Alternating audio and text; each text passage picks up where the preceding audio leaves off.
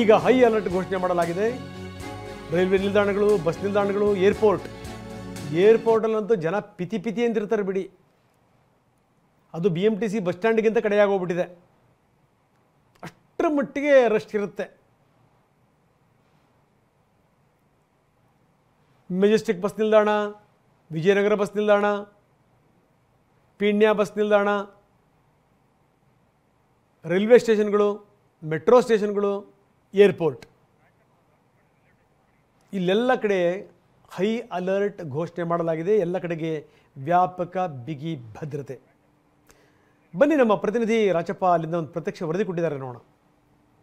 ದೆಹಲಿ ಕೆಂಪುಕೋಟೆ ಸಮೀಪದಲ್ಲಿ ಸಂಭವಿಸಿದಂತಹ ಕಾರ್ ಬ್ಲಾಸ್ಟ್ನ ಬೆನ್ನಲ್ಲೇ ಬೆಂಗಳೂರಲ್ಲಿ ಹೈ ಅಲರ್ಟ್ ಅನ್ನ ಮುಂದುವರಿಸಿರುವಂಥದ್ದು. ಹೆಚ್ಚಾಗಿ ಜನರು ಇರುವಂತಹ ಜನನಿಬಿಡ ಪ್ರದೇಶವಾದಂತಹ ರೈಲು ನಿಲ್ದಾಣ, ವಿಮಾನ ನಿಲ್ದಾಣ, ಮೆಟ್ರೋ ಸ್ಟೇಷನ್, ಬಸ್ ನಿಲ್ದಾಣಗಳಲ್ಲಿ ಪೊಲೀಸರು ಸಾಕಷ್ಟು ಭದ್ರತೆಯನ್ನು ಕೈಗೊಂಡಿರುವಂಥದ್ದು. ನಾವೀಗ ಬೆಂಗಳೂರಿನ ಕ್ರಾಂತಿವೀರ ಸಂಗೊಳ್ಳಿ ರಾಯಣ್ಣ ರೈಲ್ವೆ ನಿಲ್ದಾಣದಲ್ಲಿ ಇದ್ದೇವೆ. ಇಲ್ಲಿ ರೈಲ್ವೆ ಪೊಲೀಸರು ನಿರಂತರವಾಗಿ ತಪಾಸಣೆಯನ್ನು ಮಾಡುವಂತಹ ಕೆಲಸವನ್ನು ಮಾಡ್ತಿರುವಂಥದ್ದು. ಅಂದ್ರೆ ಶ್ವಾನ ದಳವನ್ನ ಬಳಸಿಕೊಂಡು ಬರುವಂತಹ ಪ್ಯಾಸೆಂಜರ್ನ ಲಗೇಜ್ಗಳನ್ನು ಚೆಕ್ ಮಾಡುವಂಥದ್ದಾಗಿರಬಹುದು, ಜೊತೆಗೆ ಸಂಶಯಾಸ್ಪದವಾಗಿ ಕಾಣುವಂತಹ ಜಾಗಕ್ಕೆ ಹೋಗಿ ಪರಿಶೀಲನೆ ಮಾಡುವಂತಹ ಕೆಲಸವನ್ನ ನಿರಂತರವಾಗಿ ಮಾಡ್ತಾ ಇರುವಂಥದ್ದು. ಯಾಕಂದ್ರೆ ರೈಲ್ವೆ ನಿಲ್ದಾಣ ಅಂದ್ರೆ ಪ್ರತಿದಿನ ಲಕ್ಷಾಂತರ ಜನರು ಇಲ್ಲಿ ಬರ್ತಾ ಹೋಗ್ತಿರ್ತಾರೆ.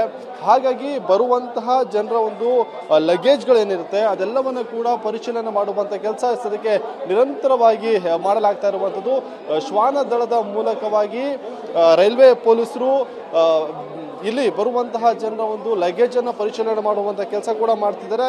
ಕೇವಲ ರೈಲು ನಿಲ್ದಾಣ ಮಾತ್ರವಲ್ಲ, ಬಸ್ ನಿಲ್ದಾಣ ಸೇರಿದಂತೆ ಹೆಚ್ಚಾಗಿ ಜನನಿಬಿಡ ಪ್ರದೇಶ ಏನಿದೆ ಅಲ್ಲೆಲ್ಲವೂ ಕೂಡ ಪರಿಶೀಲನೆ ಮಾಡ್ತಿರುವಂತ ಗಮನಿಸಬಹುದು. ರೈಲ್ವೆ ನಿಲ್ದಾಣದಲ್ಲಿ ಪ್ರತಿ ಸೆಕೆಂಡ್ಗೂ ಕೂಡ ಎಷ್ಟೊಂದು ಸಂಖ್ಯೆಯಲ್ಲಿ ಜನ ಬರ್ತಿರ್ತಾರೆ ಅಂತ ಹೇಳಿ. ಲಕ್ಷಾಂತರ ಜನರು ಪ್ರತಿನಿತ್ಯ ಕ್ರಾಂತಿವೀರ ಸಂಗೊಳ್ಳಿ ರಾಯಣ್ಣ ರೈಲು ನಿಲ್ದಾಣದಿಂದ ಬರ್ತಾ ಇರ್ತಾರೆ, ಜೊತೆಗೆ ಇಲ್ಲಿಂದ ಬೇರೆ ಬೇರೆ ಭಾಗಗಳಿಗೆ ತೆರಳುತ್ತಾ ಇರ್ತಾರೆ. ಹಾಗಾಗಿ ಅವರೆಲ್ಲರನ್ನೂ ಕೂಡ ತಪಾಸಣೆಗೆ ಒಳಪಡಿಸುವಂತಹ ಕೆಲಸ ಇಲ್ಲಿ ಆಗ್ತಾ ಇರುವಂಥದ್ದು.